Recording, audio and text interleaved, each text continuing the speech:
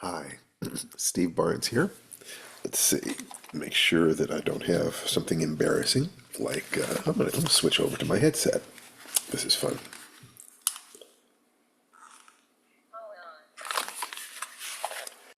Testing, testing, testing. Okay, everything is fine.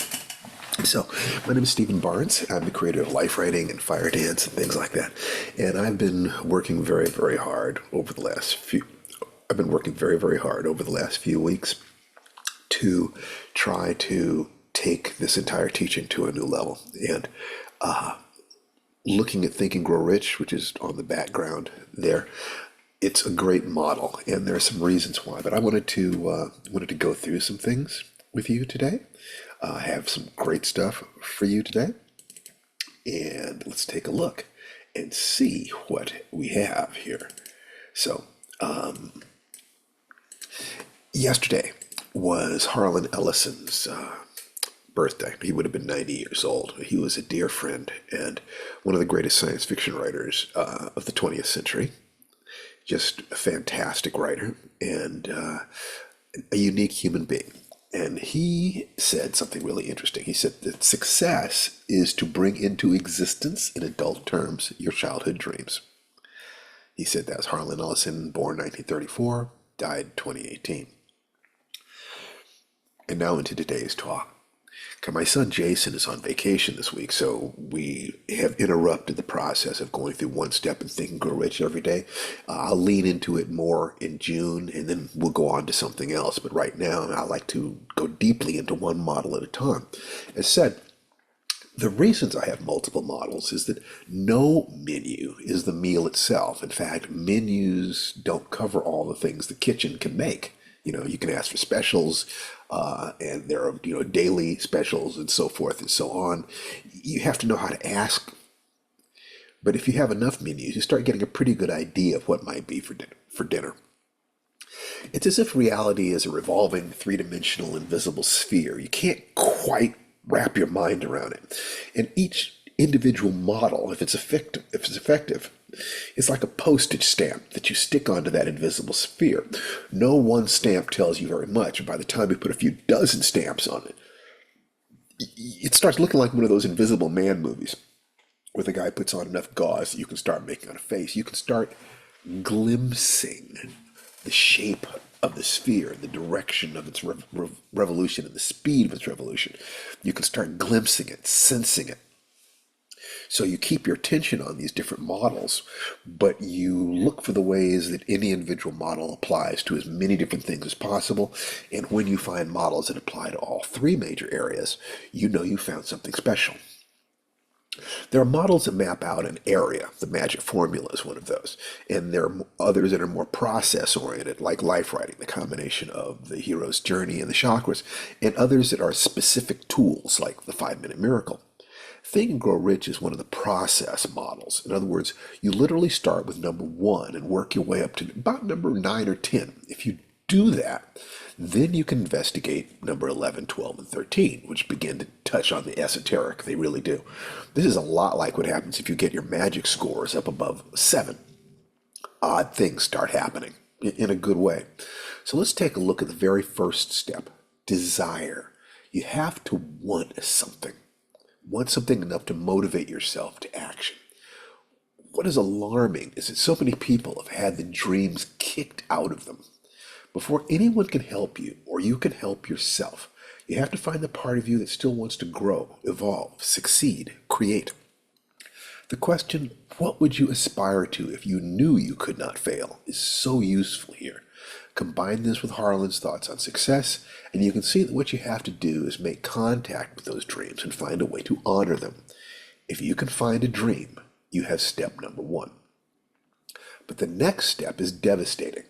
You have to have faith that you can and should pursue the dream. This is equivalent to the C in magic, congruence, confidence. You feel that moving toward this goal is a reward in and of itself. If you are a real writer, this suggests the reward is in spending your days writing, not just in publication, awards, or bestseller lists. Those things are great indicators and even provide resources that are really useful in your life. But the core reward needs to be the creation of story itself.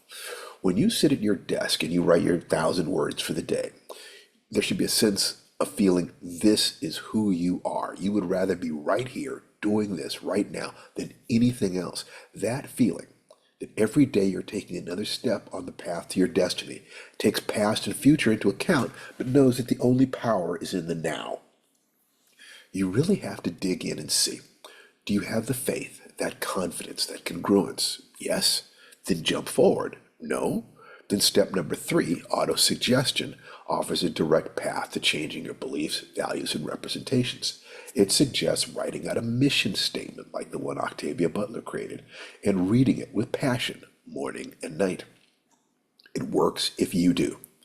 But you can create even more power by incorporating it into a morning ritual, by chanting your affirmations aloud while in motion, simultaneously visualizing your results and mentors and flooding yourself with gratitude and confidence by controlling posture, tone, volume, and pace for 10 to 20 minutes. This is fire dance. And if you go to firedancetaichi.com, you will be able to hook directly into the system that we're using.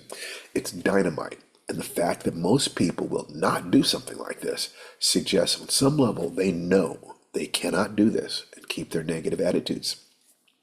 And if they define themselves as negative people or as a realist who knows things cannot change, this is just who I am, they literally cannot do this more than once or twice.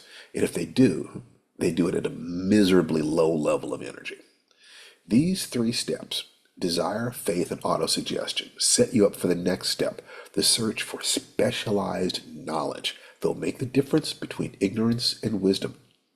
This is, of course, equivalent to the map or model part of magic. The overlap is delicious. But the sequential nature of Think and Grow Rich, there's those 13 principles, allows you to check the chain one link at a time, starting from the basics and working your way up and in. If you will combine this with the 3 sinners, have goals in all 3 basic arenas, and 3 gates, always asking, is it true? Is it kind? Is it useful? You can turn any powerful growth process into a path of healing and spirit. And isn't that what the core of your being you hope to be true? That there is a way to deal with physical, worldly issues in a manner that aligns with your heart, that strengthens your body and raises your energy, gives your days meaning, benefits your loved ones and tribe, gives clarity on the who am I and what is true questions, and ultimately prepares you for a good death. Seriously, isn't that what we all want when you clear away the bullshit? When the safety rails of the sinners and gates are engaged, you can do this with anything. And since lack of money is probably the most common complaint I hear, although people will lie about this and only reveal their truth when you listen to their complaints about lack of resources or options that money could offer, why not start with that most basic thing? Get that foundation, and you're ready to climb and grow and heal and embrace joy and offer service. And that would be the makings of a damned fine life.